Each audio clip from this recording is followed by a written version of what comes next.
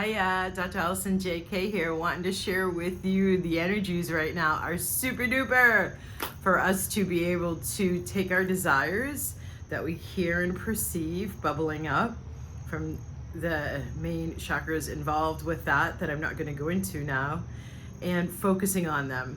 I have noticed, I was just talking to my cousin about this, and actually some clients too, like how quick it is now, how much quicker it is now rather to have our manifestations actually show up in physical form.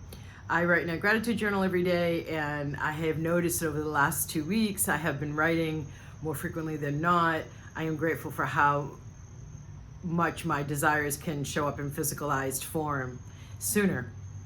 So it's happening. It was one of the energetic predictions I made at the beginning of this year, sensing out what was coming as well as doing astrological research. And so, one of the ways that's going to be the most effective for you in these times now, in these new energies now, to have your manifestations occur is, of course, trust. But it's not trust in like a letting go and trusting the universe to do it for you. It's a trust that you are in fact creating your reality.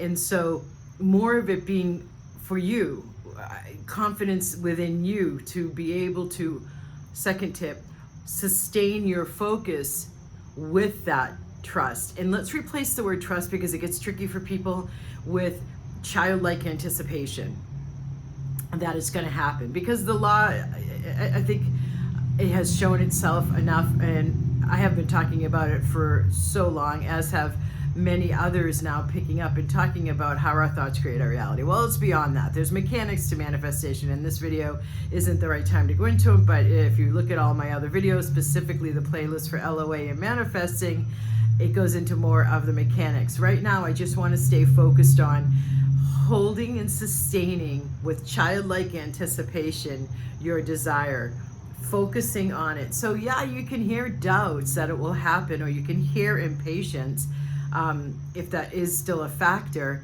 but winding that down and attuning your focus to, oh my God, now is the time, she's right. I don't normally work like that, but I think enough of you see when I say a prediction, intuitively you see that it comes true. And so relying on that and letting yourself rely on that, and all that you've gained yourself on your own spiritual path with your own spiritual work, playing with manifesting and seeing that it does work. And so many of you are probably perceiving that the desired manifestations are happening sooner. And if you're not, now is the time to play with that. So childlike anticipation in yourself, being able to not be an aberration from the rest of humanity, that you can't manifest while everybody else can from your desires, not just a singular thought. So trust and confidence in yourself, thinking back maybe to a time right now. Think back to a time when you had a desire manifest. Maybe that will help you sustain that confidence and that trust, not only in the universe helping it come into fruition, but you being able to have a desire and hold your focus and patience redirected off of the doubt, redirected off of the impatience onto, I will have that. Just because you want to play with the manifestation laws right now, without having to go into a bunch of clearings and activations on your worthiness, on your willingness to receive, on your receptivity, all of that I spend so much of my time helping people with, allowing themselves to receive what it is they desire.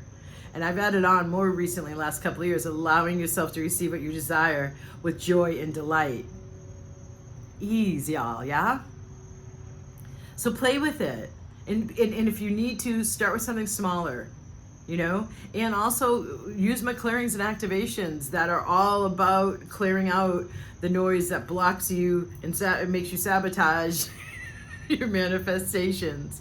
Okay, enjoy.